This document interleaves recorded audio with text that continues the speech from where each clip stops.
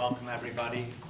We're going to go right to Q&A, so if you can please wait for a microphone and then state your name and affiliation for those watching on OrlandoMagic.com and Facebook Live. All right, we'll start with Josh Robbins with the Orlando Sentinel. Jeff, given the team's injury issues this year especially, why was this move made? Well, Josh, I don't have a single answer for you. There's no reduced answer that I can give you. This was a process that took the whole year to evaluate, and as we factor in all of the things that we're looking at as an organization, where we are on our path, where we want to go, we collaborated and felt that at the end of the season, this was the direction that we needed to go in.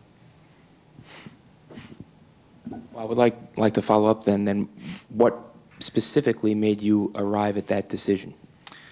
I won't drill too deeply into specifics, Josh. It was, as I said, a season-long evaluation process. I don't have one answer. I think that there are a lot of different ways to move teams forward. And as we factored in all of the information that we had, our roster, the injuries, the season that we had, this was just a decision that we felt we needed to make. Mike Bianchi, Orlando Sentinel. How did Coach Vogel handle the news? Did he try to talk you out of it, anything like that? No. First, I should probably start just by saying that I have nothing but the utmost respect for Frank Vogel as a coach and as a person. And I know he'll be a head coach again shortly, and wish him and his family just the best of success. Frank took the news as you would expect him to. He took it like a professional. We spoke this morning in his office, and he was a pro, and he understood, and we had a good heart-to-heart, and it's a hard day for Frank, but he took it like a pro. John Denton, OrlandoMagic.com. Jeff, was there a philosophical difference there, or were there just points along the way that told you that the team needed a new voice? No, I wouldn't say new voice. I mean, philosophical differences, my wife and I have philosophical differences. John Hammond and I have philosophical differences. I think philosophical differences are necessary to move anything forward. We have to disagree. We have to figure out ways through our problems, and if we're all in alignment, they will never get there. So I wouldn't say that any of those kind of philosophical differences factored in, if that's the right way to phrase it. Mike Bianchi, again, you said you were going to take this first season as the president of basketball ops to evaluate the team, the coaching, everything. Yeah. With the way this season went, the injuries, didn't have the same lineup in the games a lot of times. How hard was it to evaluate this season? Mike, that's a great question. It was very hard to evaluate it, and I'm not sure that, we were able to get the complete look that we wanted to, but that's sports, and, the truth of the matter is we really kind of reeled for most of the season, and I kind of felt like we never really were able to get our legs underneath us, I wish we had been, blessed with more health this season, but that just wasn't the way it panned out. So that's something that we have to navigate through this summer as we make these decisions, and, kind of wish we had a more complete look at that, but nothing to do about that now. Dick Scanlon, AP. Jeff, the time frame, how much, when can we expect another coach to be named, and what would be the one thing you would say you are a characteristic you're definitely looking for in the next coach? I can't give you a time frame. I don't know how this is going to play out. Obviously, there are a lot of coaches that are working now. We have to kind of regroup and figure out where we go from here, and I really don't want to divulge too much of our process, because that could compromise certain candidates. I will say that I've worked for a lot of coaches in my career, for and with, from Larry Brown as a video guy, George Karl, Dwayne Casey, a lot of successful coaches, and they all have wildly different approaches. And I think if I've learned anything through this, and you know, John's, you know, with Rick Carlisle and more, it's that there's no right way to do this. There's no one way to do it. There are different approaches, and there's not one box that needs to be checked. This is just who's the right person to lead us and develop our young guys, and where that fit comes in with where we are organizationally. And I wish I could tell you that it was simple enough for me to just kind of go in with a checklist and go down the list. But, you know, as with any business, it's just people. You know, we have 15 players on our roster. It's a head coach. It's people motivating each other, interacting, and we just have to find that right guy. Christian Brewery, WFTV. It's no secret the numbers aren't flattering for the Magic over the past 6 years, and the turnover with the coaches. How do you sell it to prospective coaches that it isn't just a place where you're going to be here for a couple of years? Well, you know, I don't feel it needs to be sold. I feel that, you know, organizationally we're solid. I feel that we have some young players that we're, you know, hopeful can develop into high quality guys. And, you know, we're excited about our draft pick.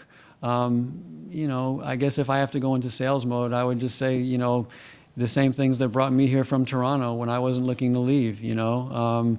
I think we have a sensational fan base, a supportive and stable ownership group, autonomy to do our jobs as we see fit, and a long-range, patient vision for how this team will work. And I think I'm not even touching on the Central Florida lifestyle or the no state taxes. I think we have to earn that conversation. But I think the first part of that is very attractive to many people, and I think coaches want to get into situations like that. Adam Shadoff, Fox 35. Is this a situation where, as soon as this happened, you had a couple of names or a single name in mind right away, or you'll just see what happens with the search and see how it plays out? Yeah, no, we have no one in mind. I know there have been a lot of things speculated and written. We haven't had contact with anyone. We haven't narrowed any lists down. This week we'll begin that process. Jeff, when you watched this team play or practice or whatever this past year, what factors did you see that could have been improved, that could have been influenced by the coach and the coach's staff? You know, I don't look at it that way, Josh. If you look at our record, you know that we have a lot of work to do in a lot of areas. And I promise you that Frank Vogel drove home on many days, many practice days, many game days, and asked himself what he could do better, as I do and as all of our staff does. I hope. And I don't have one trait or characteristic where I say, this is where we needed to get better. This is a lot of this is at my feet. Organizationally, we need to do better. And again, this isn't a checklist. This is a job of people interacting with people and figuring out ways to solve problems. And at the end of the season, we just took a long look at it and took a step back, and this is the decision that we made.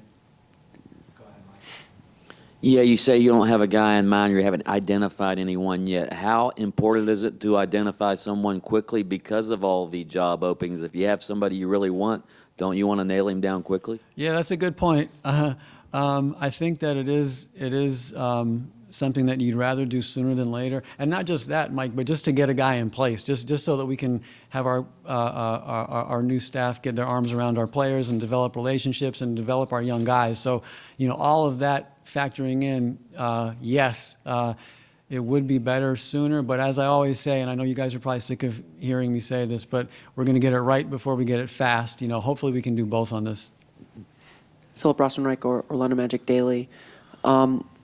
As you begin to turn toward the summer and the off-season moves for player personnel, you said this was an evaluation year. Mm-hmm. What was the big takeaway, would you say, from looking at this roster and seeing them play, you know, both from a positive and negative perspective? We're not good enough. We have a lot of areas to improve upon, and you This summer will be directed towards improving ourselves organizationally from every corner off the court, and that will find its way on the court. Obviously, I won't discuss specific personnel. I do think we have some good young players on our team. I think it's incumbent upon us to develop those guys. We need to add talent. We're excited about our draft pick. We've got to get that right. And, we just need to keep building this at the right pace, and that's I think, to Mike's point, I wish we had not had all these injuries so that we could get a more consistent baseline, but we were here for a season, and we got to know our players and who they are and how they responded. Maybe adversity can be our friend sometimes, and so we've got to put all that together this summer. You had mentioned that the year of evaluation wasn't a matter of what you saw in games and in practices, and then mentioned the record. So what is a realistic number of wins, in your estimation, from a coach, given the player resources available this season?